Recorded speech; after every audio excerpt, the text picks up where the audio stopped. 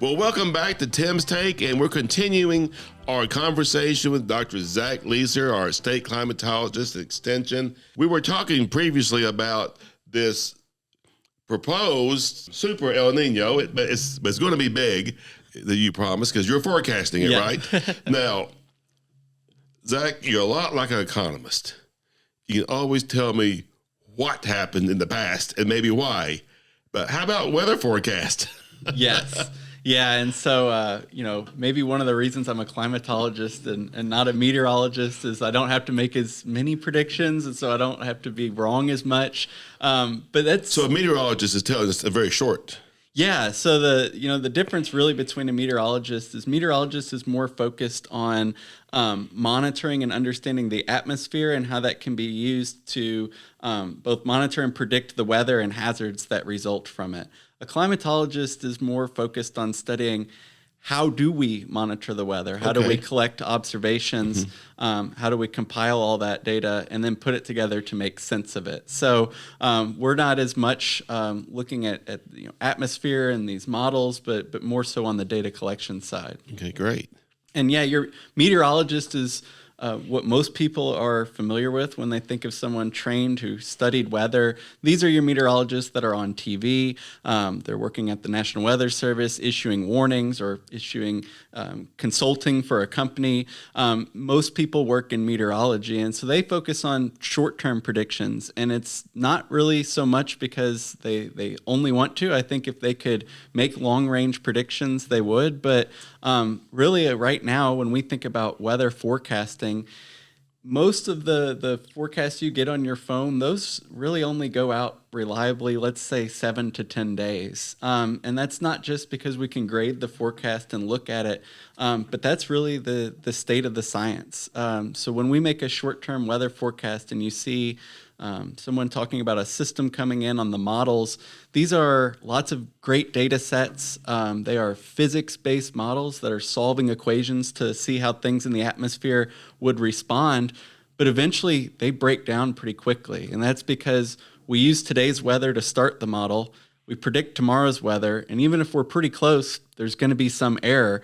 The farther you get from that initial forecast where you had real data, the more the forecast can be variable and wrong. So eventually you get to 7 to 10 days, and these models really kind of lose their ability to make a good forecast. And so that's when people ask, what's the ability of a weather forecast? I would say 7 to 10 days. And then we get more into climate prediction, which is a lot different. When we watch our local broadcast, I say, well, the European model is showing this. Yes. So what's the difference between the European model and the one here in the United States? Great question. And so there are all of these different weather models, and they're all designed to do things a little bit different. The two kind of dominant weather forecasting models over the past several decades are the European model and then also the GFS, the Global Forecast System, that is our U.S. version of that European model. Those two are what we would call medium-range weather forecasting models.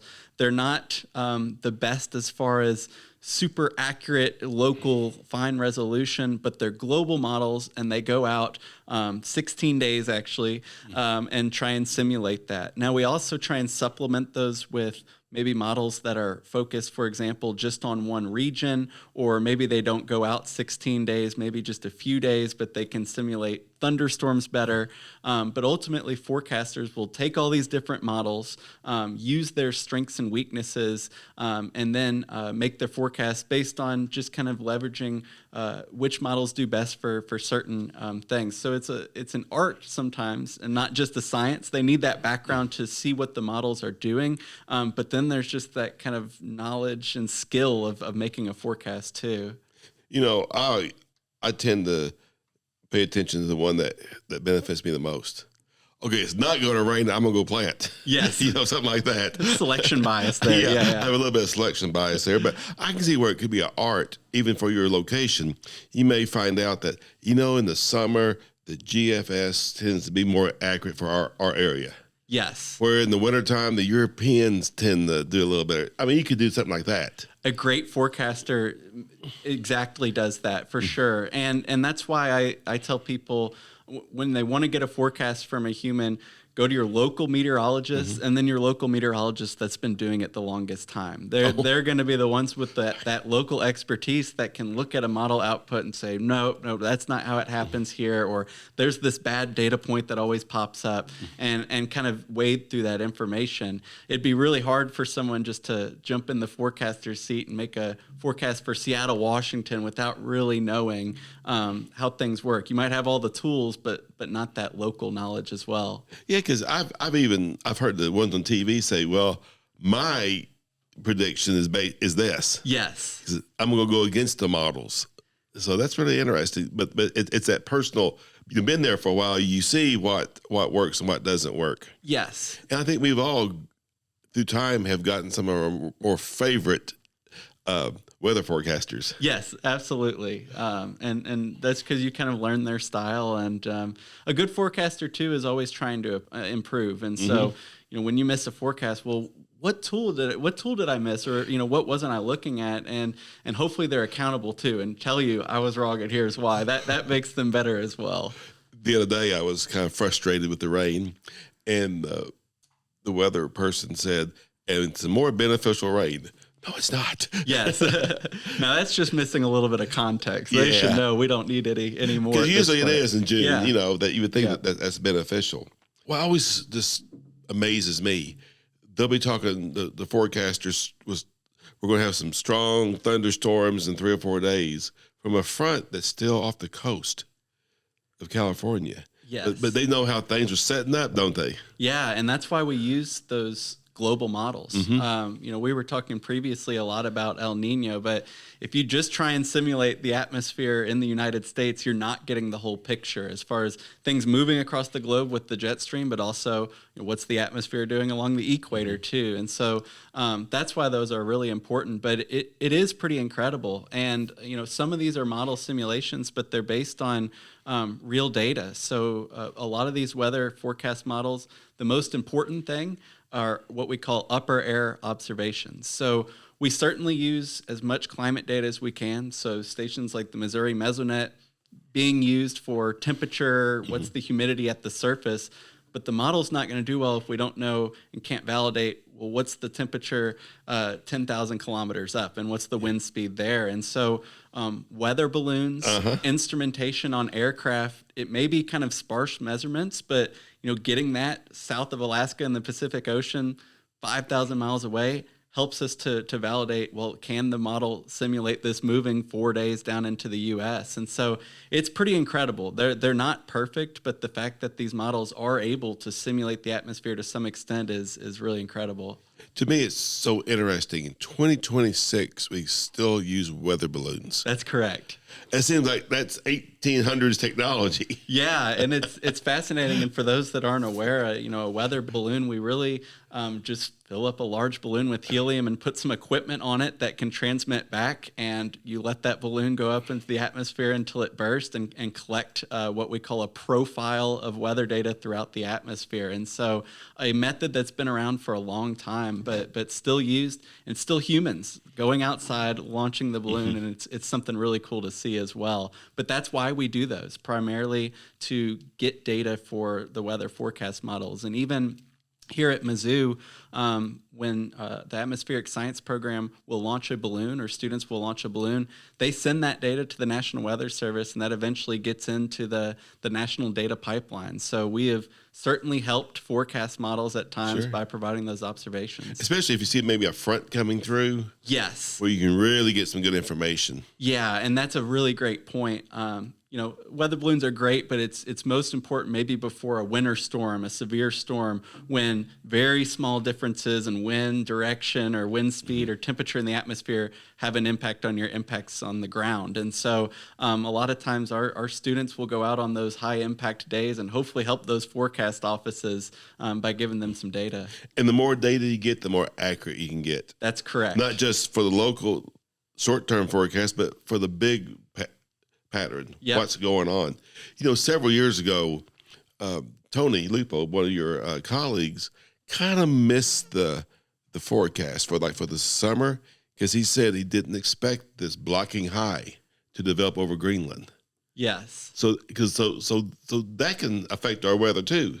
And those are the exact things that we try and model there too. But they learned a lot. Yes, They learned a lot about, because that's his big thing now, I think. Yes, yeah, is looking at if you can identify these kind of stationary or blocking patterns in the atmosphere, that gives you a good signal for some kind of trend that you can use in the forecast. So when you get a blocking high, the weather kind of gets stuck, which helps you have a good period of seasonal predictability.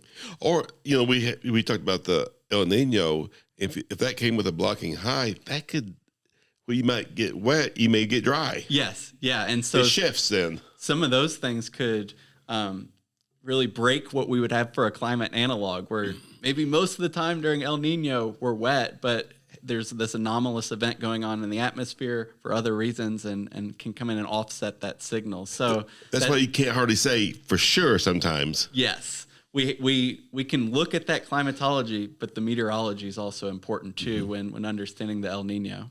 All right.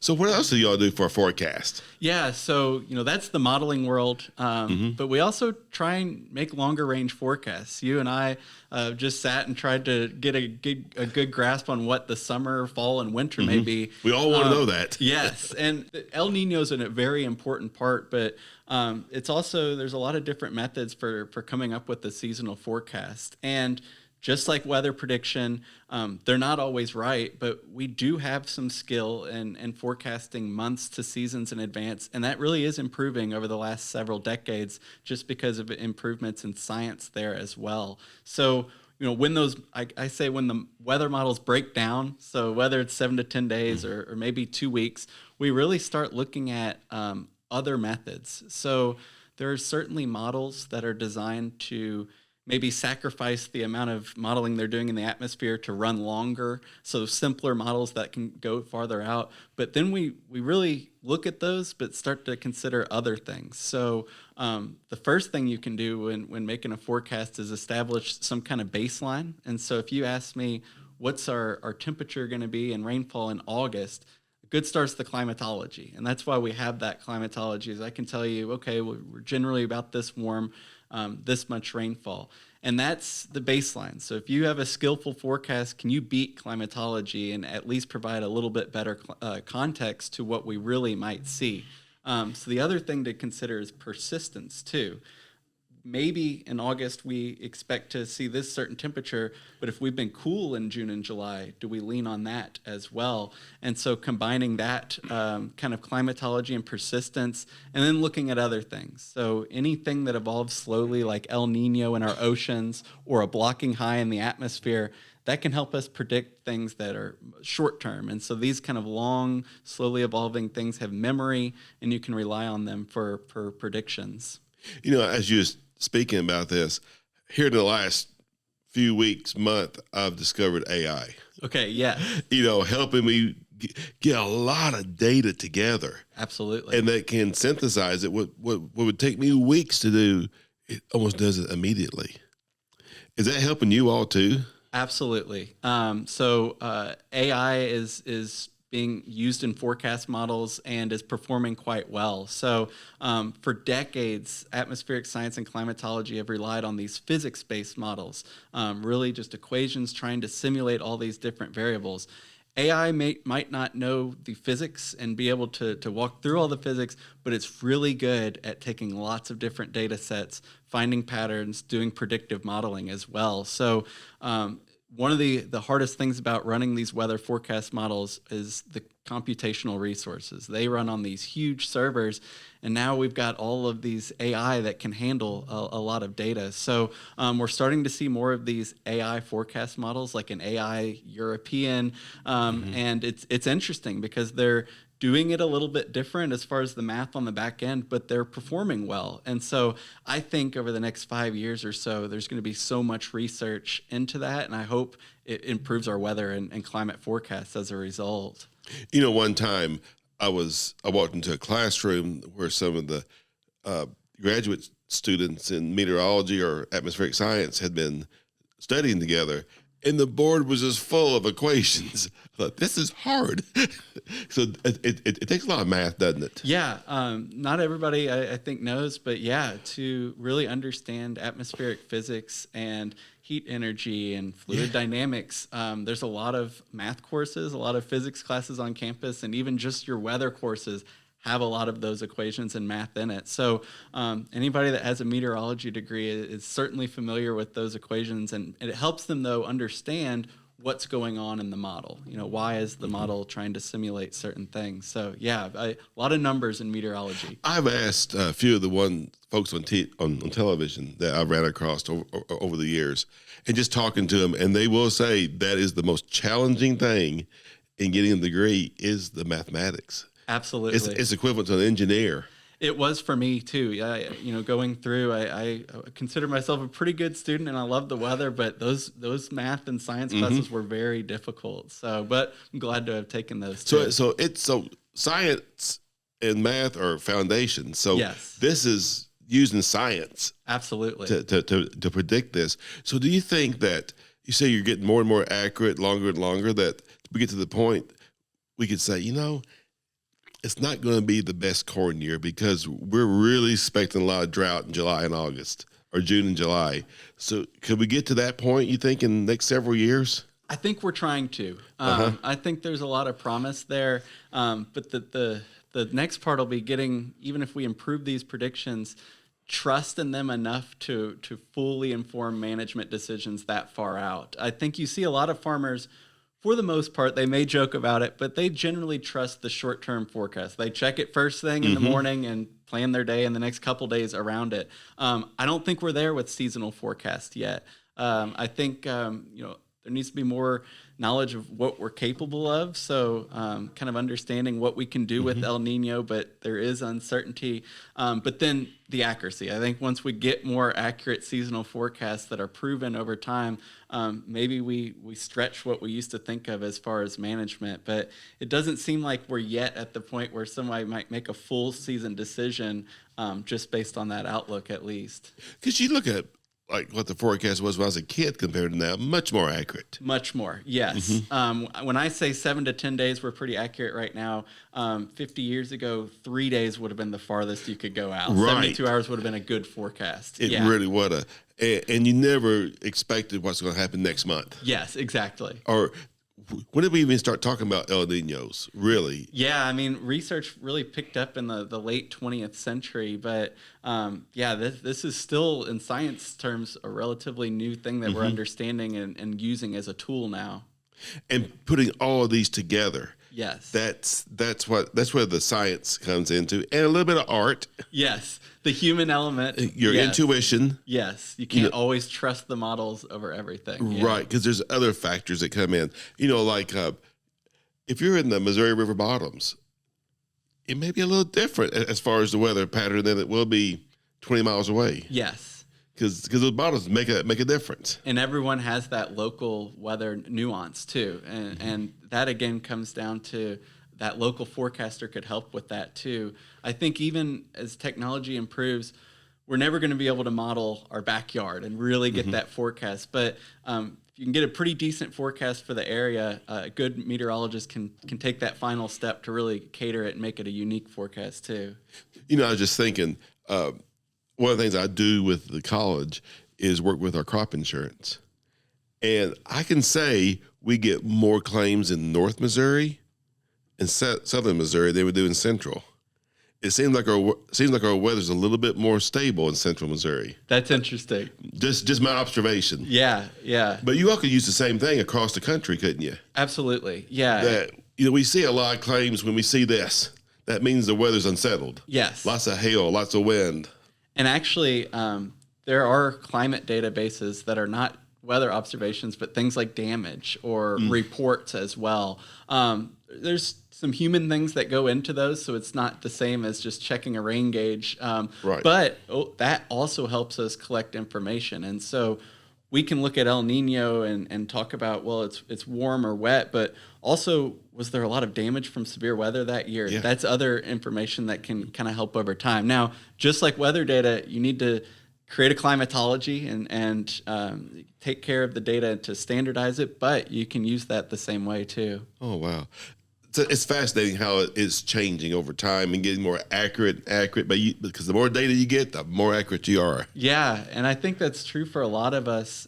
As a climatologist, I feel like my job has changed over the past decades because there's so much data. I think 50 years ago, I would have been taking my own observations and more so focusing on data collection. But now we just live in the era of data. I can just go online and there's data everywhere. And so that changes. Now we can spend less time on actually taking the observations and trying to apply and learn new things from them. So it's really interesting in this age of science where in most fields we've got more data than we even know what to do with. Oh my goodness. It used to take so much time to collect that data. Yes, exactly. And now, I think we handle more data. I made a report the other day with 64 pages of tables of data. Yep. Well, it would have 50 years ago. You had probably 6. Yes. Because I couldn't have generated that much. Yeah. So that's fantastic. All right. Well, anything to leave them with today, Zach? Yeah. Well, I guess I'll leave us here with you'll have me on record. I'll say with El Nino and everything on our forecast, we've got persistence going. I think we're going to have a wet end of the year, into the summer here, and that should keep us out of drought. But I could be wrong as well. Will I get my soybeans planted? Ooh. It looks pretty wet over the next couple of weeks, so that's good my luck. worry. I know. But the thing is, our geneticists have done such a great job breeding. That's right. That I can plant later and still make a crop. Yes, and that's the good thing. It is. All right. Well, thanks so much, Zach. And this is it for Tim's Take. We'll see you next time.